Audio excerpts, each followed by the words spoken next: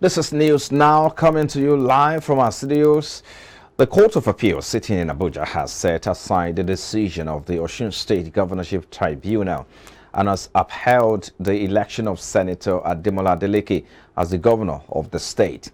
Following the governorship polls in the state, an election petition tribunal had sacked Adeleke from office, saying that a People's Democratic Party candidate did not score majority of lawful votes during the July 16th governorship polls. However, in a unanimous agreement by a three-man panel led by Justice Mohammed Shuaibu, the Court of Appeal quashed the tribunal's judgment and gave it verdict to uphold Adeleke as rightful governor of Osun State. The appeal court panel revoked the tribunal's order, which directed that a certificate of return be withdrawn from Adeleke and issued to his predecessor and All Progressives Congress candidate Boyega Oyetola. The panel held that the Osun State Tribunal was wrong to have said that there was overvoting. It claimed that only relied on the evidence by Oyetola and the APC, and as such does not prove the case in any way. The judge faulted Oyetola and APC that they only relied on the data from the back-end server and failed to look at the voters' register, which forms the foundation of the whole electoral process, and as such cannot strengthen the allegations of overvoting. Aside from setting aside the judgment of the tribunal, the court awarded 500,000 costs against the All Progressives Congress and its candidate, Boyega Oyetola. On still of court matter, the Court of Appeal has granted permission to Labour Party's presidential candidate, Peter Obi, to serve his petition challenging the February 25 presidential election on Bola Tinubu of the All Progressives Congress. Obi is challenging the victory of Tinubu, who was declared the president-elect by the Independent National Electoral Commission. The Labour Party flag bearers council Ikechukwu Ezechukwu, in an ex-party application, asked the appellate court to grant Obi and the Labour Party leave to serve the petition on Tinubu and the Vice President-elect Kashim Shettima through substituted means. Ezechukwu argued that it has been necessary to serve the court findings through substituted means on Tinubu and Shettima owing to heightened security protection around the President-elect and Vice President-elect. The lawyer urged the court to permit Obi to serve the court document on Tinubu and Shettima through the office of the legal advisor of the APC. Ruling on the application, a three-member panel of the Court of Appeal, Abuja, led by Haruna Samani, granted Obi's request.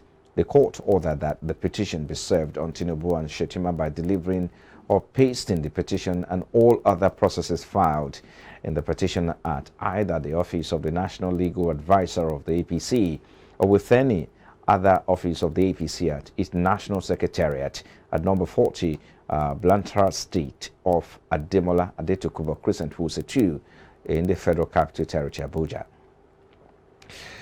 And now the Minister of State for Labour and Productivity, Festus Keyamo, on Thursday accused the Labour Party presidential candidate Peter Obi and his running mate Dati Baba Ahmed of riling up their supporters.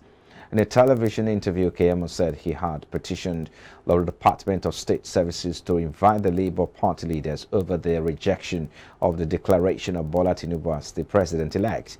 Though the official figures indicate Labour Party plays third, Obi claims he was rigged out of victory, pointing to the widespread violence, voter intimidation and suppression before, during and after the elections.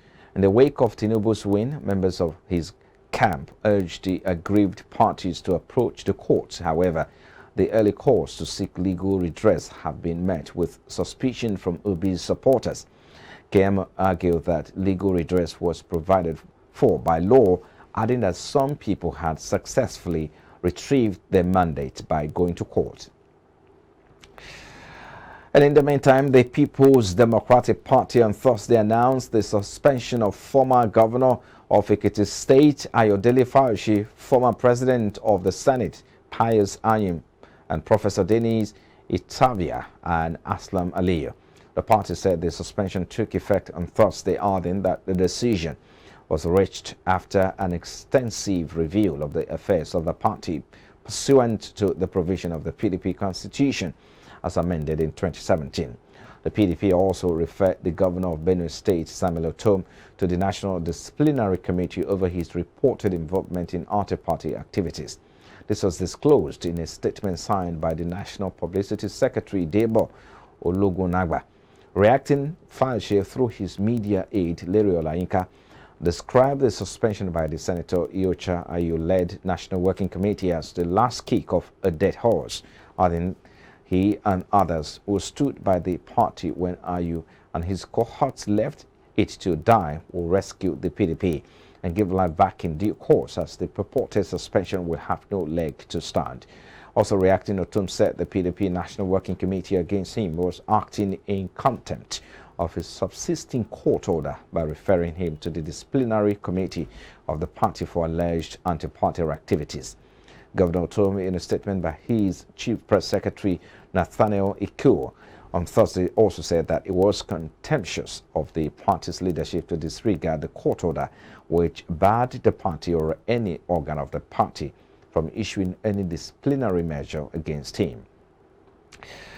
And now the All Progressives Congress Presidential Campaign Council has said there was no meeting between the President-elect Bola Tinubu and the Chief Justice of Nigeria, Olukaide Ariwola.